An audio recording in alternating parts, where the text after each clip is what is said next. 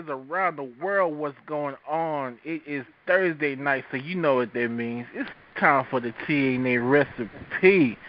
Yo, this is your host, Big Red, all the way from Dallas, Texas. With me along, I always have with me my producer extraordinaire. Give up some Cali love for my boy EL.CIBERNETICO. Where you at? What's going on, brother? Always with me, I have my co-host all the way from the PA. Give it up for Big Ed. Where you at? Right here, dog. How you doing tonight?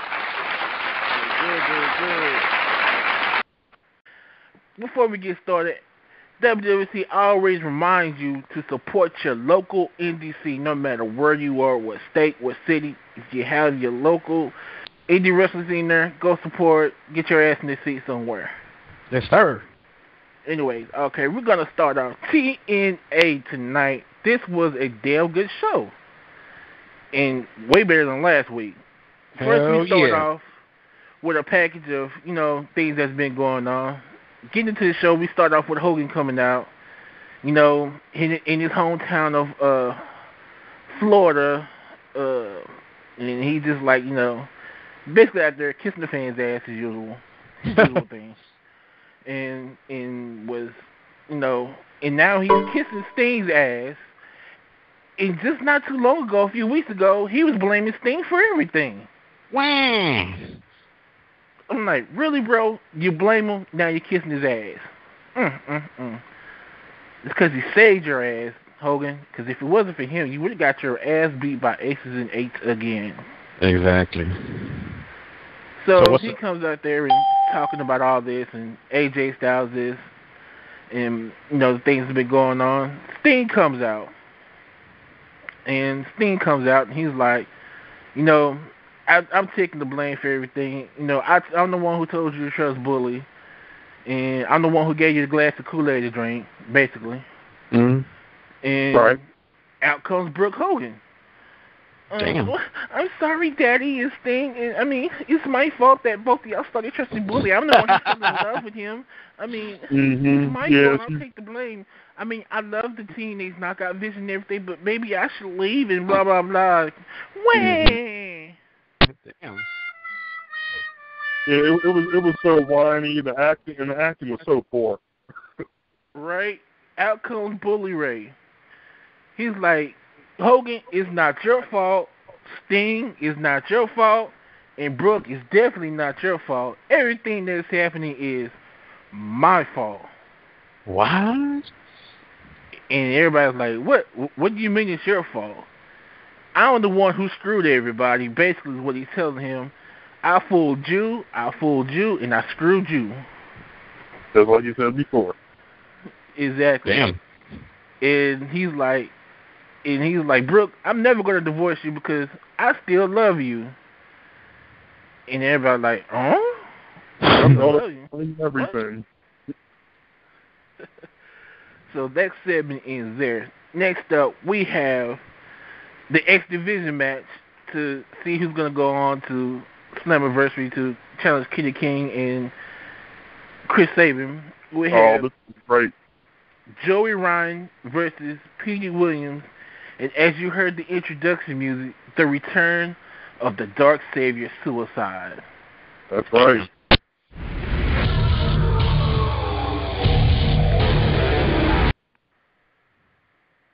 This was a good match, and I, for one, was glad to see Suicide back. He was one of my favorite characters I'm glad they brought from the video game. Right, yeah. I've always liked the Suicide character. No matter who's under the costume, I've always liked it. Yeah. So what did you fellas think of this match? Go ahead, Ant. Oh, as far as the match itself goes, this match was excellent top to bottom. It had a good combination of high spots. It had, not a lot of high spots, tough high spots, and a little bit of groundwork. It was excellent for everybody involved. Awesome freaking match. Suicide, once again, basically captured me again, no doubt about it. I'm a little surprised Petey Williams took the loss on this. I was kind of hoping for Petey Williams to pick up the win. But as some of you guys may know, Joey Ryan filled in tonight. Red, can you break that down for us real quick? What happened to Sanjay Dutt? That was Zima Ion he killed. Zima Ion. I'm sorry. Zima Ion. Well, basically what happened, Joey Round filled in for Zima Ion because apparently Zima Ion had that appendicitis. Yeah. So Joey Round had to fill in for him, which, hey, not only appendicitis, but they found a tumor too. Oh wow, did they? Yeah. They're doing a thing online where people trying to raise money to help pay for his medical expenses. Oh wow. You know, and Zima, or as I know him as Mike. Mike's a cool dude. I hope he gets better, and I hope that they can get that money raised for him. It's an unfortunate situation. But you know, you would think that him working for TNA that they would help. I mean, really? Come on. Yeah, they mentioned him. Yeah, I was like, why not help you? Come on, throw him a little something. Exactly. See, don't get me wrong. I love the talent in TNA. It's not the talent that bothers me. It's the management. Right. It's the people behind the scenes. It's the higher ups. I mean, come on. One of your talent is in need. This dude he's one of the best that you have on your X division. But at the same time, they're paying Sting like 30 G's per appearance, and Hulk Hogan a few $1 million, and these guys can't go anymore. That's what I mean. You can get rid of guys like that, save some money. Exactly. Do the same exact ratings. That's just crazy. Well, brother, Z-Man, brother, our prayers go out to you, and I hope that you get the medical things that you need to get well and get back in that ring and do your thing. Exactly, man. Yeah, I'll post a link up for everybody at some point over on the WCC board over on Facebook. But I have to say, hey, Joey Round wasn't a bad feeling because I always like to see this guy perform. He wasn't. And you know what? His entrance music cracks me up every time I hear it. That sleaze music works for him. Yeah, it reminds you of an old 70s porn theme. Damn. Yep. Even though they used that music a couple times before they used it when Val Venus started wrestling for TNA. They used it for him under a Sean Morley gimmick. So you know what? But it's all right. It fits them. All right. But yeah, the match was good, top to bottom. You knew Suicide was going to get the win because, hey, it was his first night back. Right. Yep, Suicide ends up picking up the win on his return. All right. Next up, we have a segment between Chris Sabin and James Storm. Basically, Chris Sabin approaches James Storm and is like, hey, you looking for a tag team partner? I'm down. I got your back. You know, who better than two people from three of the greatest tag teams in the Motor City Machine Guns, America's Most Wanted / Beer Money, to team up and win these tag belts. And Stone tells him, hey, you know, you already got enough on your plate right now worrying about the X division. You go do your thing. You got a good thing going with your solo thing. You know what I'm saying? Go take care of your business. And you say, and one day, you know, I have your back. I return the favor. Right. And he also told him, hey, look, you can become the X Division champ, and you know, eventually traded in for a world title shot. So he was just letting them know, hey, I want you to handle your business.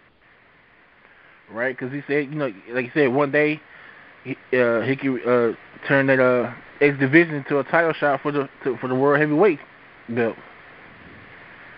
All right, next up we have Bully and Brooke backstage, where Brooke comes up to Bully and is like, what did you mean by that? You still love me? He's like, exactly what I said. I still love you. And then he walks off and she's sitting there boo-hooing. Of course. Then we cut to Mickey and Velvet backstage. Mickey was like, you know, hey, you know, why don't we postpone this match until your knee gets well or whatever? And Velvet was like, no, I want to do this match. I don't want to give Gail Kim the satisfaction, you know, of me not going out there and defending my title. Next up, we're supposed to have Sam Shaw versus Alex Silver. And remember these guys? They won gut check last year. Yes, sir. It's like remember, like when I saw them, I'm like, remember them? Right. Which didn't happen because Wes, Gary, and Doc apparently whooped Alex Silver's ass and left him bloody in the parking lot. And then they proceed to whip Sam Shaw's ass until Magnus comes out there for the save. Mm-hmm, because West felt he should have been in it because he's like, I'm Mr. Gut Check. Right. And then Magnus comes out there and basically like, hey, what the fuck are you doing? Say, I'm a young guy just like you. We're all trying to climb this ladder together to get to the top. Why don't you get in this ring? Why don't you face me right now? So they proceed to West Briscoe versus Magnus, which it was an okay match. It was pretty good. I had no complaints about it. What you fellas think about the match? Go ahead, Oh yeah, no, I didn't think there were any complaints either. When it was a good nice ebb and flow back and forth match between Magnus and West Briscoe that ended. Looks like Aces and H tried, Doc and Garrett trying to interfere, and Samoa Joe, who was taken out by Aces and H the month before, came back and made the save, and Samoa Joe made his return tonight. Right, we have having all these guys make returns tonight before Slammiversary. What's going on? I think everybody's getting paid now. I mean, a lot of guys made their returns. I guess TNA's been hearing everybody. They need to step up their game. Well, yeah. Why would you let Samoa Joe sit? Why would you let one of your best guys and somebody like Samoa Joe sit at home? Exactly. All right. Next segment we have up is Aces and Eights again backstage. God, I love these I love these segments with Bully Ray. Keep giving me no pumps, brother. Keep giving the. In case you don't know what I'm talking about, it's the WCC's Wrestling Fantasy League. Hey, you gotta come to Facebook and check us out. Go to Facebook/group/Wrestling Commentary Central. I know, long ass name, right? Yeah, exactly.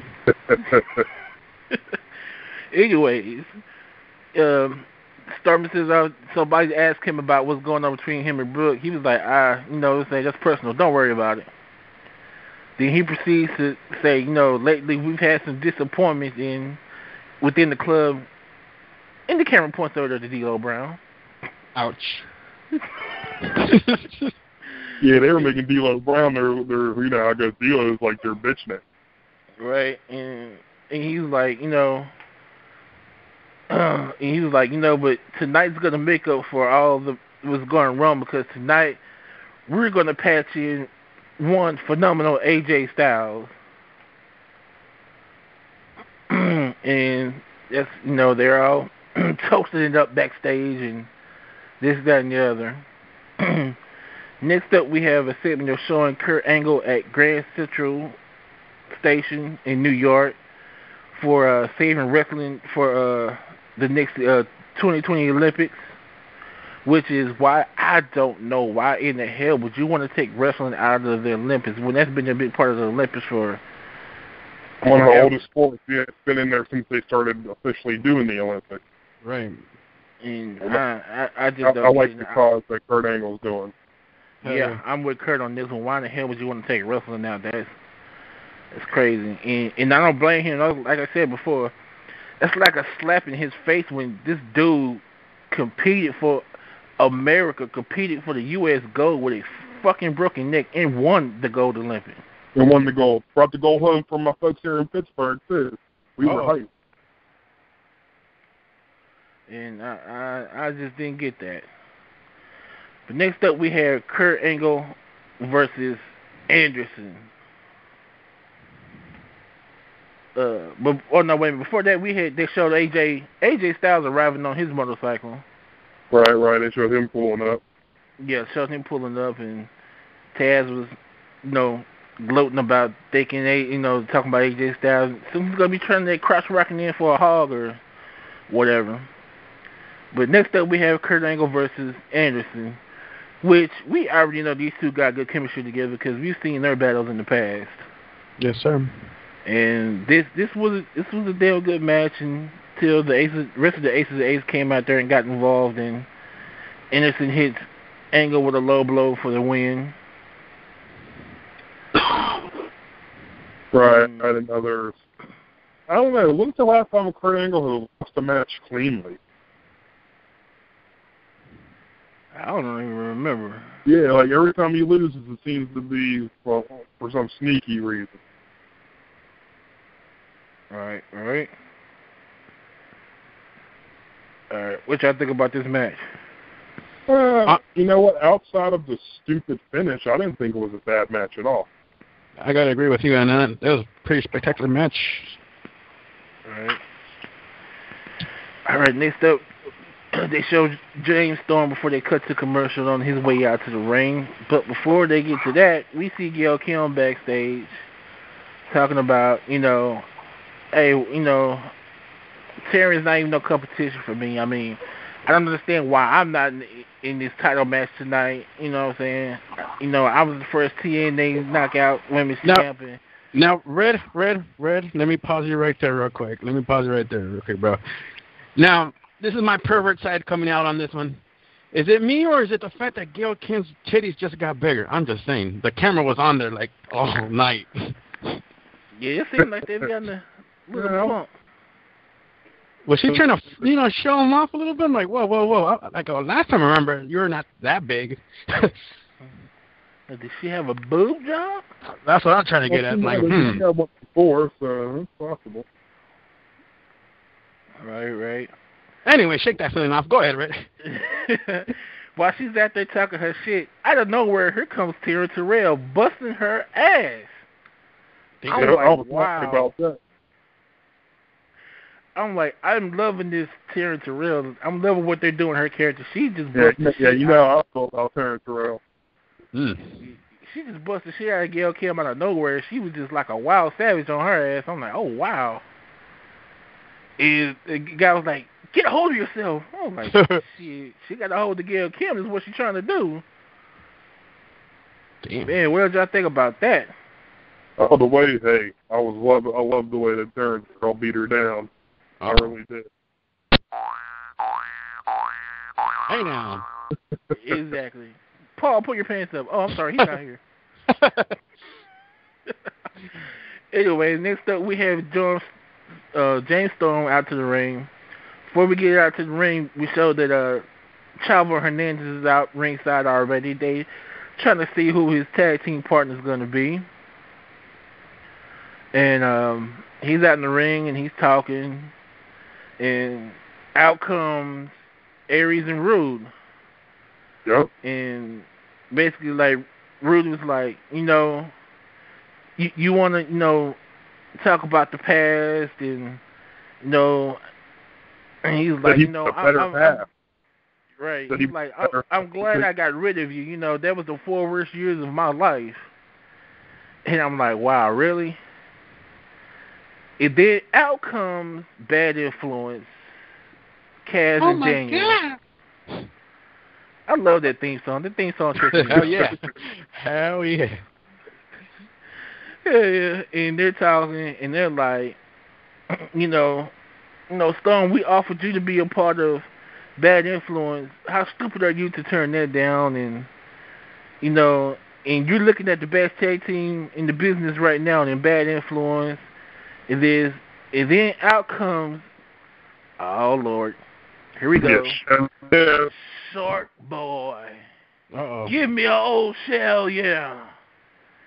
Comes out, throwing his name in the hat about being Storm's tag team partner. What chance? Yeah, the one chance going and everything. Like, you like to drink beer? I like to drink beer. You like to kick bass? I like to kick bass. Why not team up? Then out comes Robbie E. Oh God, I hate his gimmick. Wow, they need to change that shit for real. I was laughing off of the names that he came up with. What was the final one? Hairspray and drink all day. Right? I'm like, really? This guy, but I'm gonna say this guy is entertaining though. He's fucking hilarious. And then out of nowhere, here comes the returning Gunner, and he takes out. Say what? Right, I was like, you still around? The returning Gunner takes out both Shark Boy and Robbie E.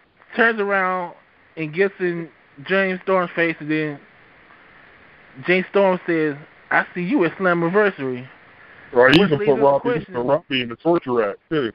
Right. which leaves the question: is this a face turn for Gunner? Damn. Sounds like it. Yeah, he got his epic beard going too. Yeah, like I said in the pre-show.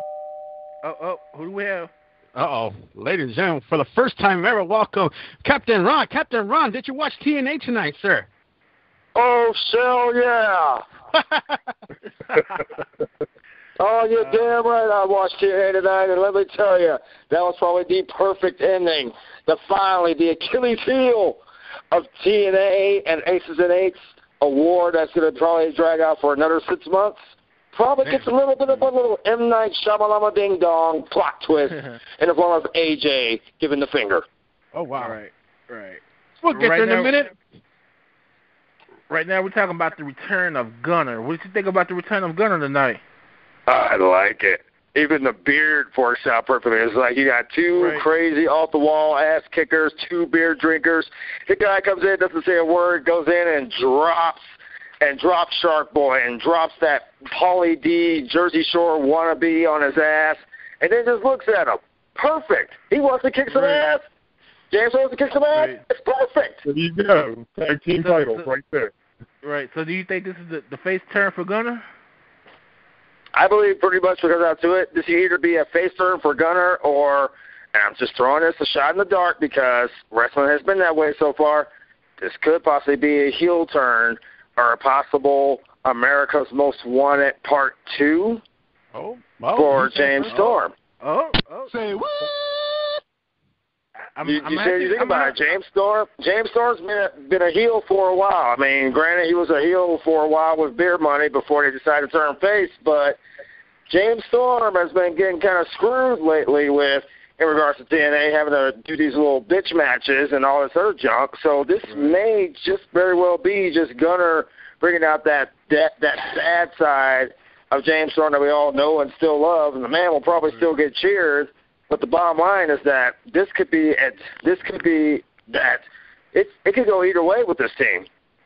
Exactly. It's pretty much what it comes down to. This could go either way with these two. I think these two have a good run ahead of them because they've never tagged together. But I was the same thing with Rude and Storm. They had a mutual thing where they pretty much wanted to be on top of the food chain. And these two guys, that same thing. Gunner comes back out of nowhere and just delivers punishment.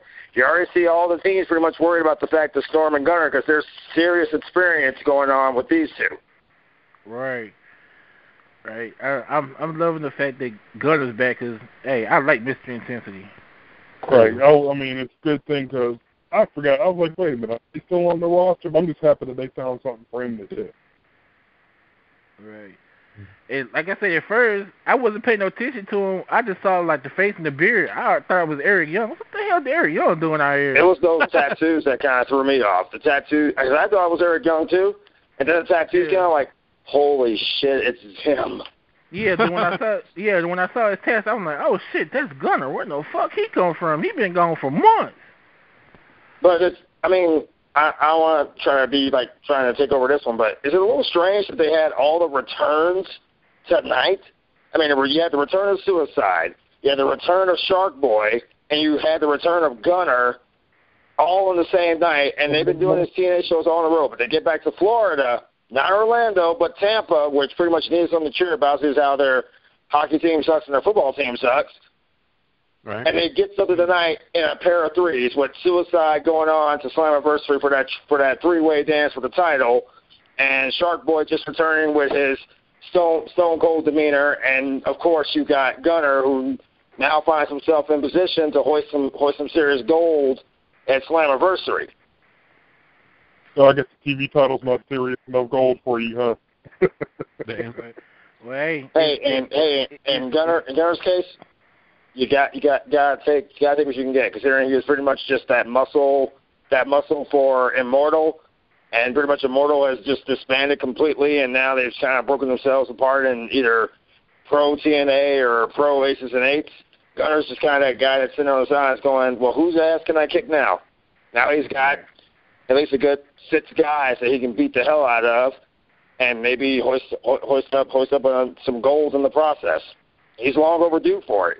Let's see if Hogan actually plays this right and Dixie Carter plays it right. And Maybe give another one of those young guys a push instead of pushing the old farts that pretty much are trying to take over this business like they did with the other company. Right. Exactly. All right. Up next, we have the segment between Joseph Parks and Sting. Which this shit was kind of funny because Sting was I love Joseph Parks. When he said when he told him, "All right, look, you're just gonna keep on kayfabing me, aren't you?" Basically saying, "Look, I know you're a bet." Right. He was like, so you're gonna play me to the end, huh? Right? It sure me out is the way he was talking to him. Like, yeah, we need a bit. Like, come on, you know you want to do it. It's basically how he was talking to him. Like, you know you a bitch. Stop playing me. Mm-hmm. And I was just like, this Joseph was hilarious. Joseph Parks getting a shot at the TV title of Slammiversary. You know, he's pretty hyped about that.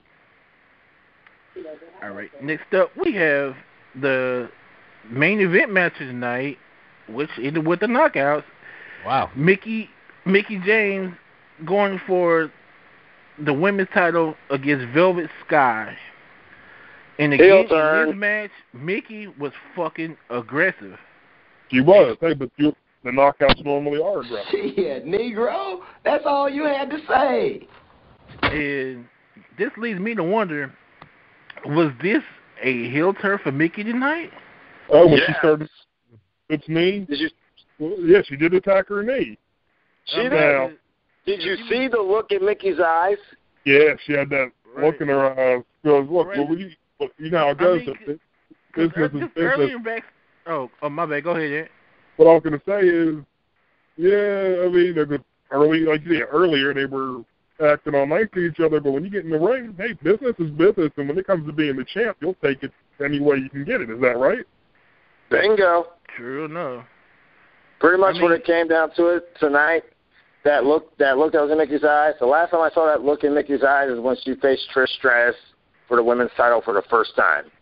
When she was like, that crazy stalker fan who kind of reminds you of Stan from the Eminem videos. That's pretty much what that looked. And that look right there said, oh, yeah, this is a heel turn. Because, of course, she's going to sit here and say, she gave her a way out and Velvet didn't take it. She wanted to have this match because she was so worried about Gail Kim.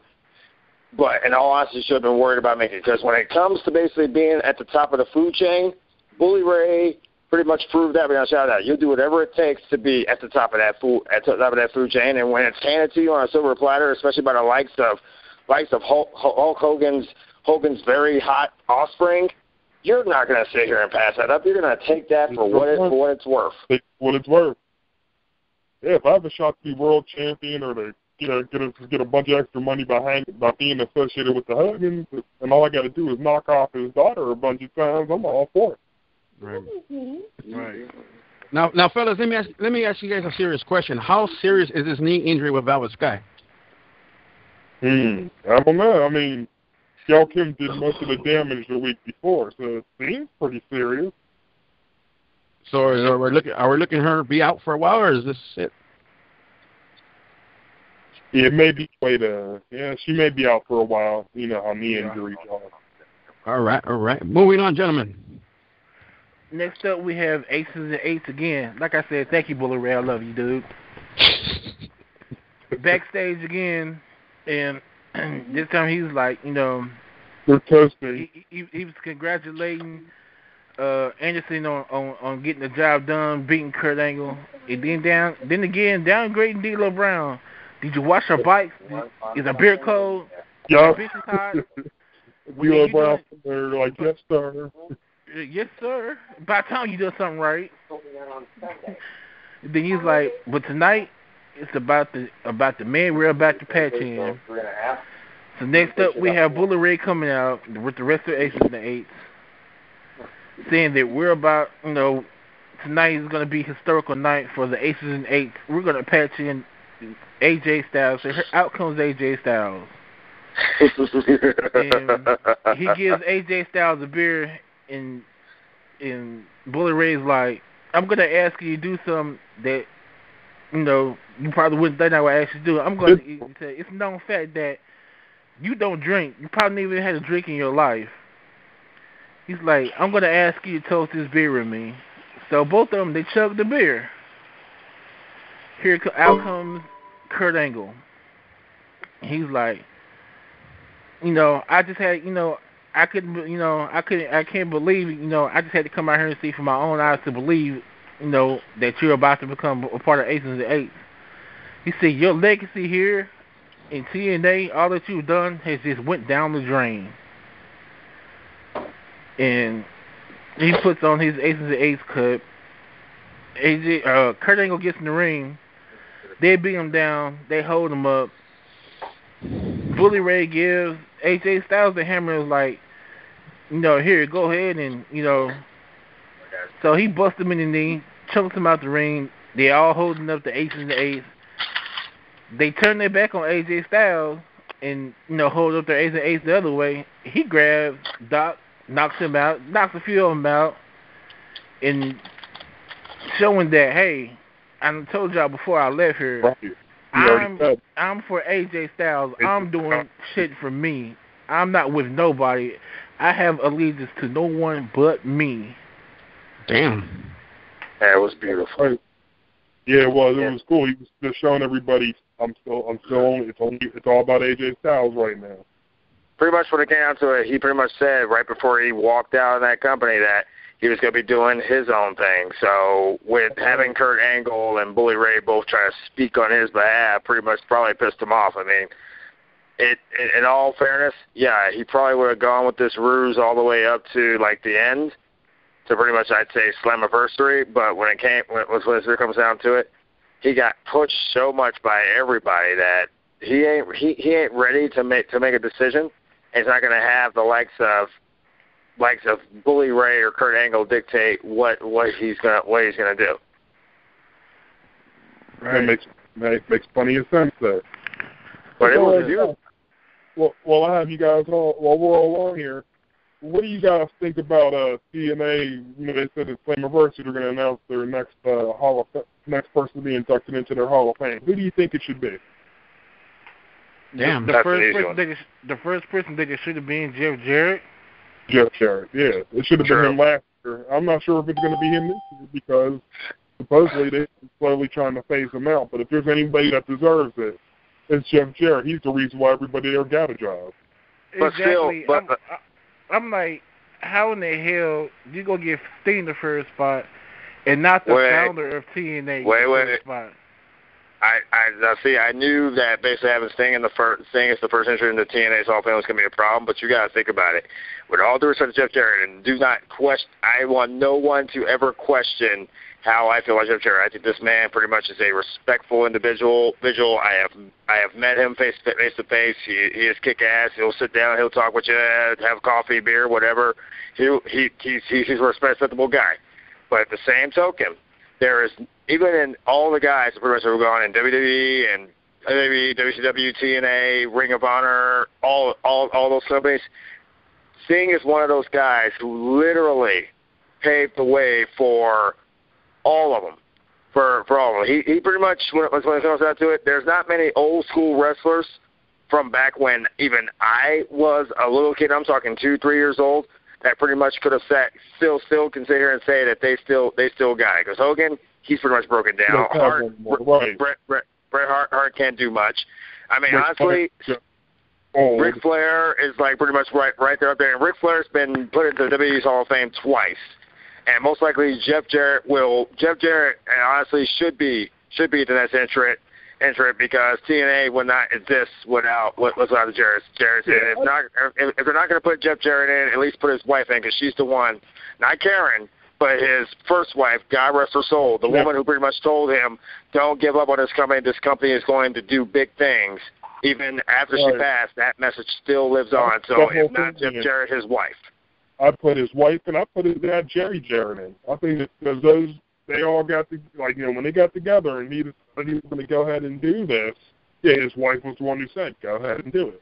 His dad helped him, and his dad fronted some money to him also, just paying his dad's money to help get TNA started. So like you said, I didn't think it was a bad idea for Sting to go in because, Sting Dave's one of those guys that he gets props from me because he made it big wrestling and he never had to work for Vince McMahon to do it. Right.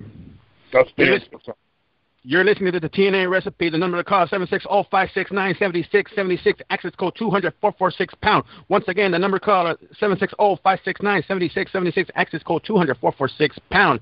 Big Red. And last words before we go. I just want to get a few quick predictions real quick. Shoot it. Now that we know, basically the full card for Slammiversary. Hey, do y'all have any winners picked out for any of the matches? The X Division match. You know what? I don't know. Man, this is definitely something that we can get into next week. I don't know. I might need like another week's worth of show to decide. Right. All right. Well, Ed, let them know where we can find you at. Okay, as always, everybody can find me. I write weekly columns for www.case.com. I am the featured columnist there. I write about professional wrestling, whether it's WWE, TNA, Independence, Ring of Honor. I've written about just about everybody. Me and some of the other great writers there, Ashley Matthews, Richard Boudreaux, we got some great writers over at Kayfabe Kickout. Also, like us on Facebook at Kayfabe Kickout and on Twitter. Also, follow me on Twitter at DewsAntCox. All right. Also, you can find us on Twitter at WCC Live. Also, you can find me on Twitter at Reddon81. That's REDDON81. Also, find me on Facebook, my like page, Reddon. Also, find my groups, like page Men of Passion on Facebook. And hey, that's about it. All right. Where can we find you at, though? You know me. You can always find me on WCC Live on Twitter, and we will see you guys next Thursday night. Enjoy the rest of the weekend, and enjoy, what is it, Memorial Day, Labor Day weekend? What is this? Memorial Day. Memorial Day. Shout out to everybody on the services out there. Everybody out in Oklahoma, be sure to keep safe. Watch out for those tornadoes and all that other good stuff.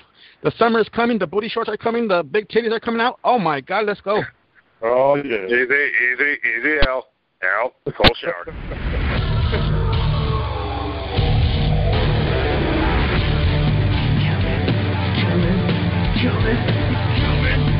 coming.